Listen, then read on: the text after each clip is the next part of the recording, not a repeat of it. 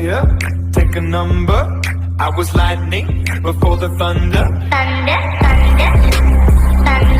जैसे कि हम लोगों ने पिछले एपिसोड में देखा होगा वो तो तुम जाके पिछले एपिसोड में ही देखो। अभी शुरू करते हैं।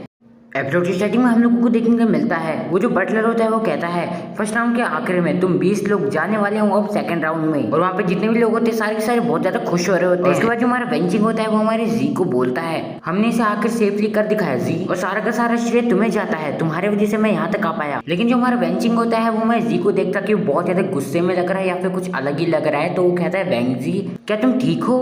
लेकिन जो हमारा वांग जी होता है वो हमारे बेंचिंग की बात नहीं सुन रहा होता बल्कि कहीं और ही देख रहा होता है। वो उन सारे के सारे लोगों की तरफ देख रहा होता है जो कि वांग जी की तरफ देख रहे होते हैं उसे मारने के लिए, और वो बहुत ज्यादा खुश भी हो रहे होते हैं कि अब तो मौका मिलेगा इसे मारने का। और वो लोग जो होते हैं वो अकेले नहीं होते हैं वो बल्कि 4-5 साथ में ही होते हैं।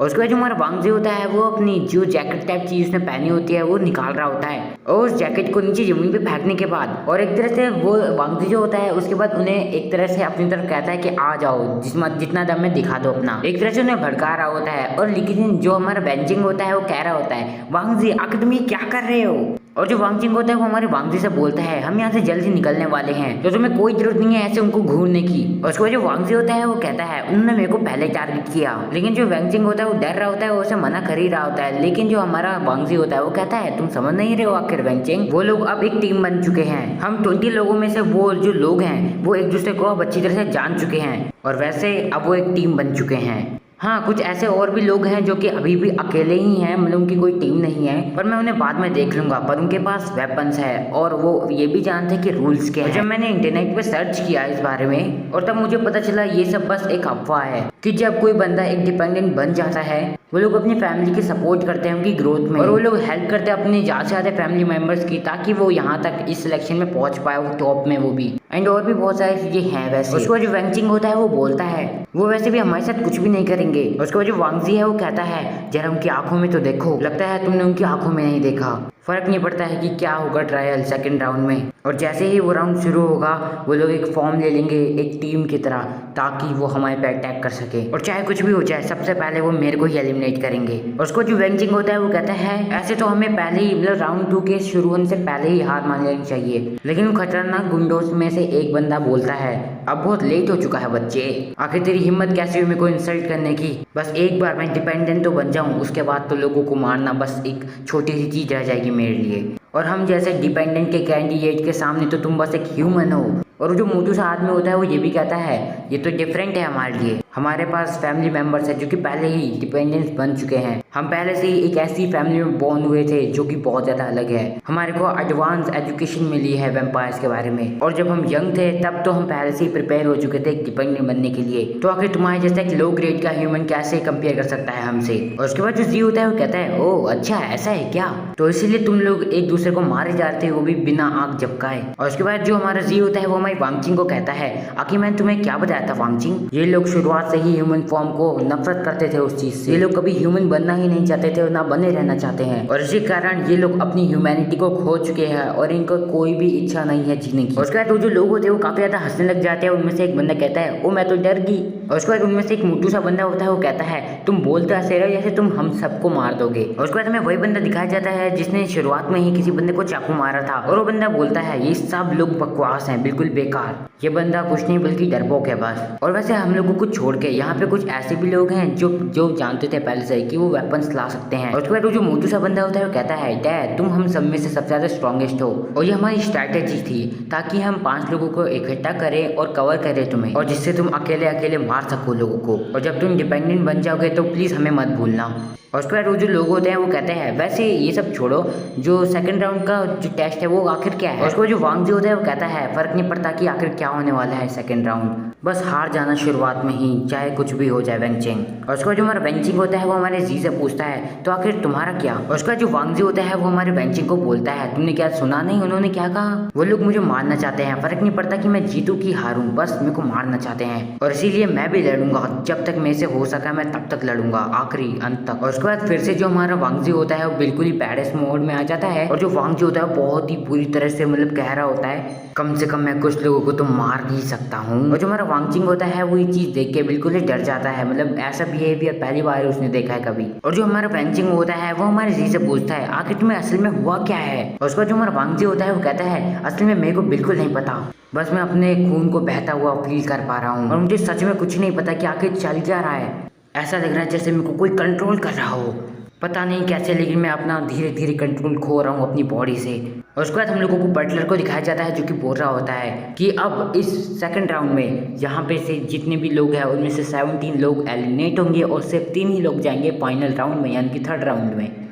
और तुम लोगों का जो कंपटीशन है वो है द लेरिनेंट। इसमें एक बहुत ही बड़ी वाली बिल्डिंग होगी जिसमें टोटल 99 फ्लोर्स होंगे और जो मिस लेन होंगी वो तुम्हारा इंतजार कर रही होंगी बिल्कुल ही तुम 3 फाइनलिस्ट का टॉप के फ्लोर में। और जितनी जल्दी तुम लोग जल्दी जाओगे और टॉप फ्लोर को रीच करोगे तब तक तुम्हारे पास चांस होगा डिपेंडेंट बनने का।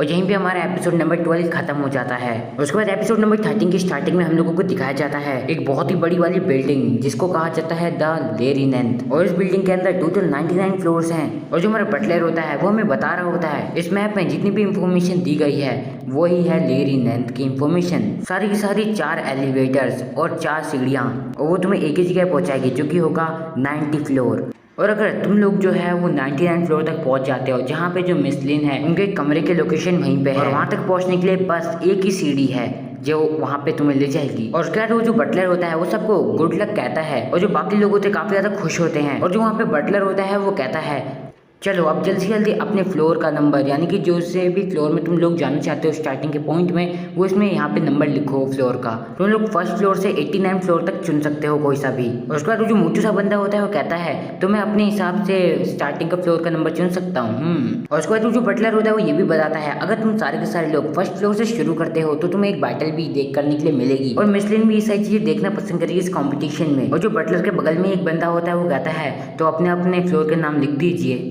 और उसके बाद वहाँ पे एक जो मोटू सा बंदा होता है कहता है वो मैं तो फिर 89 फ्लोर ही चुनूंगा ना, जिससे ताकि मैं जल्दी से जल्दी पहुँच पाऊँ और बस 10 फ्लोर मेरे को कवर करने होंगे फिर, और उसके बाद मैं जीत जाऊँगा। और उसके बाद वो जो लोग होते हैं वो सोचने लग जाते हैं, कहते हैं अच्छा ऐसा है क्या, ऐसे तो सारे के सारे लोग ही 89 फ्लोर को चुनेंगे एंड वहाँ पे फिर एक बैटल शुरू हो जाएगी। और उसके बाद वो जो बंदा होता है मोटू सा वो कहता है मेरे ख्याल से हमें एक लो फ्लोर चुनना चाहिए स्टार्टिंग में, ताकि हम लोग थोड़ा सा वेट करें एंड जब उन लोगों की लड़ाई खत्म हो जाएगी और तब फिर हम हाईएस्ट फ्लोर पे आसानी से पहुंच जाएंगे। और उसके बाद वो जो लोग होते हैं वो भी कन्विंस हो जाते हैं इस बात पे एंड वो लोग कहते हैं अगर स्टार्टिंग में ही लड़ाई हो गई हम लोगों को काफ़ी सारी चोटें लग गई तो फिर तो ये बहुत ज़्यादा मुश्किल हो जाएगा। तो बेस्ट तरीका यही है कि हम लोग इंतजार करें सबका फाइटिंग खत्म होने का एंड इसके बाद आराम से हाईएस्ट फ्लोर पे जाएं। और तभी दूसरा बंदा बोलता है कि नहीं ऐसा भी तो हो सकता है, क्या पता सब लोग यही स्ट्रैटेजी सोच रहे हो। उसके बाद जो मोटू सा बंदा होता है वो हमारे डैड से पूछता है डैड तुमने आके क्या सोचा, क्या हम एक काम करें कि हम सारे के सारे वैसे भी एक टीम है तो हम 89 फ्लोर को चूज करते हैं एंड उसके बाद वहाँ पे जितने भी लोग आएंगे सबको हम हरा देंगे। उसके बाद वो जो टीम होती है वो सारी की सारी एक साथ एकजुट हो जाती है एंड उसके बाद पता नहीं क्या बातें करने लग जाते हैं। उसके बाद जो वेंजिंग होता है वो हमारे जी से बोलता है ओ नो वो लोग तो टीम कर रहे हैं, टीम बना रहे हैं अपने एक दूसरे की, फिर तो वो राइवल नहीं रहेंगे, तो क्यों ना हम भी एक काम करें हम अपनी ही मकसद से मतलब अभी का भी मतलब निकल जाए इस गेम से। और जो हमारा जी है वो बोलता है वो लोग कोई टीम नहीं बना रहे हैं, वो बस साथ में फाइट करेंगे। और जो हमारा जी होता है वो बोलता है ये तो उनका नेचर ही है ईविल बनना। और उसके बाद जो हमारा वेंचिंग होता है वो कहता है क्यों तो क्या तुम ये कह रहे हो कि तुम उन सबसे लड़ोगे। और जो हमारा वांगजी है वो हमारे वेंचिंग को बताता है कि वो लोग कोई टीम नहीं बना रहे हैं, वो लोग बस एक दूसरे को कैसे हराना है यही सोच रहे हैं। और उसके बाद जो वेंचिंग है वो हमारे जी से पूछता है तो आखिर जी तुमने कौन सा नंबर चूज किया है स्टार्टिंग में पॉइंट के लिए। और जो हमारा वांगजी होता है वो कहता है क्या मैंने तो पहले ही सोच लिया है। और जो वांगजी है उसने लिखा है कोई सा भी, मतलब उसे कोई फर्क नहीं पड़ता कि उसे कौन सा फ्लोर दिया जाएगा, उसने बोल दिया है रेंडमली मतलब कोई सा भी। और जब जो बटलर है वो हमारे वांगजी का ये कार्ड देखता है तो वो बंदा कहता है इस बंदे में तो दम है, क्या ये बंदा डरा हुआ नहीं है कि अगर इसे कोई सा भी रेंडमली दे दिया गया चाहे वो 89 फ्लोर ही क्यों ना हो तो ये पिटवट जाएगा, क्या इसे फाइट का मतलब कोई भी डर नहीं है, क्या इसने फाइट पहले ही गिव अप कर दिया है। और उसके बाद वो जो बंदा होता है जो वहाँ पे बॉक्स लेके खड़ा होता है वो कहता है तो अब हम क्या करें। उसके बाद वो जो बटलर होता है वो कहता है तो आखिर आज इस महीने का कौन सा दिन है। और वो ब्लैक सूट वाला बंदा कहता है आज 17 तारीख है। और उसके बाद वो जो बटलर होता है क्या ही देता है ठीक है फिर 17 से दे दो, सेट कर दो 17 फ्लोर को वांगजी के स्टार्टिंग पॉइंट के लिए। उसके बाद वो जो बटलर होता है वो कहता है तो ठीक है सब लोगों ने अपना अपना फ्लोर नंबर चुन लिया है सिर्फ और सिर्फ वेंचिंग को छोड़ के, तो अब हमारे पास बचे हैं टोटल 19 पार्टिसिपेंट्स, तो तुम सभी लोगों को बेस्ट ऑफ लक, मिसलिन तुम्हारा इंतजार कर रही है। और उसके बाद जो बटलर होता है वो अपना हैंड साइन दिखाता है और कहता है शुरू किया जाए। उसके बाद वहाँ पे जितने भी लोग होते हैं सबके नीचे एक सर्कल सा आ जाता है एंड सब लोग उसकी तरफ देखने लग जाते हैं। और उसके बाद वो जो सर्कल होती है उससे एक लाइट सी निकलने लग जाती है। और उसके बाद वहाँ पे जितने भी लोग होते हैं सारे के सारे हवा में उड़ने लग जाते हैं। उसके बाद हमें वैंग जी दिखाया जाता है जो कि बोलता है मनी मन अब ये रुक गया है। और उसके बाद वो देखता है कि उसे जो फ्लोर दिया गया है वो है 17। और उसके बाद जो वांगजी है वो कहता है चलो ठीक है फिर मैं आ चुका हूँ मेरे स्टार्टिंग पॉइंट पे। और उसके बाद जो वांगजी है उसे स्टेयर मिल जाती है 17 फ्लोर की और वो मनी मन कह रहा होता है चलो मैं तो सेफ हूँ। लेकिन तभी हमें एक बंदे को दिखाया जाता है जो कि वांगजी की जो एकदम पीछे ही होता है वो बंदा। और उसके बाद जो वांगजी है उस बंदे को देख लेता है एंड उसके बाद वो कहता है मनी मन क्या कोई है वहाँ। सो या यहीं पे हमारी जो वीडियो है वो ख़त्म हो जाती है एंड या यहीं पे हमारा जो ये सीरीज़ है इसके कुछ जो एपिसोड्स थे अवेलेबल तो मैंने उनको सभी को एक्सप्लेन कर दिया। हालांकि अब मेरे पे ज़्यादा एपिसोड्स इसके बचे नहीं हैं। अब धीरे धीरे जैसे इसके आते रहेंगे मैं लाता रहूँगा इसके एपिसोड्स। हालांकि तब तक मैं तुम्हारे लिए कुछ नई सीरीज़ लाता रहूँगा जिन्हें तुम देख सकते हो एंजॉय कर सकते हो। अंटिल देन मैं मिलता हूँ अगली वीडियो में। Peace out.